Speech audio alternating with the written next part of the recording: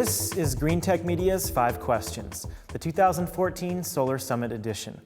I'm Stephen Lacey, Senior Editor at Greentech Media, here in Phoenix, Arizona, and we're sitting down with solar executives in the industry to ask what's happening in their area of the market. I'm here with Jeff Doherty now. He is the VP of Sales and Operations for JA Solar. Jeff, good to see you. Good to see you again. So, I want to address a topic that's on everyone's mind right now, and that is the impact of the potential solar trade case here in the U.S. How are you thinking about that as a company in importing products into the U.S.? Well, I think in terms of our strategy, it's similar to others with importing and trying to serve customers as best we can up to June 11th. Beyond that, it's really a series of alternate plans that we put in place depending on what the final decision is. So everyone's looking at the Chinese domestic market as well and what's happening with solar manufacturers there, potentially a lot of consolidation in the coming years. How is JA Solar looking at that and figuring out how it's going to be one of the top dogs when that consolidation shakes out?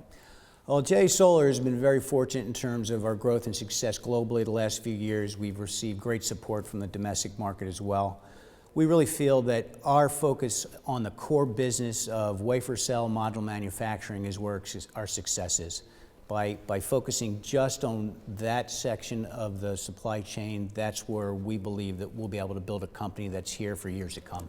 And then on the technology side, when you think about your roadmap, what's important to you in terms of materials or automation that's going to help you continue driving down costs? Yeah. There's a number of things, but I guess broadly speaking, scale certainly will be one of them. As demand picks up and companies expand, scale is very, very important. A high degree of automation is another sector there. You mentioned materials, and that may not be as big a factor as it was in recent years, but certainly there's innovations there. Built-in electronics is something else we continue to look at as well. So you talked about scale, and a lot of people are looking at the market in 2014 and thinking that demand might actually outstrip supply for the first time in many years. As you think about capacity expansion, how are you determining how you expand internally? For JA, we look at that, I guess organically is the right word.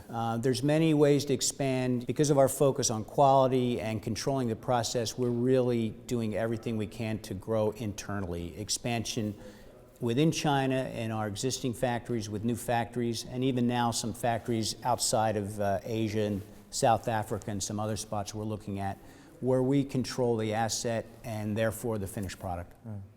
So global demand is really diversified now, much more than it has been in the past. Still, moderately strong in Europe, booming in North America. China is going gangbusters. The MENA and Latin American markets are starting to come up. In Japan, there's all this diversification. How do you look at that and consider where to deploy product and manage that global demand? Well, it takes a lot of hard work, a little bit of luck. I think maybe balance is the key word there. We've been very careful not to over-invest or rush to one market at a time where there tends to be that big 2-year rush. We've avoided that. We've balanced our regional sales through 5 or 6 major markets, and so far that's served us pretty well, especially the last few quarters.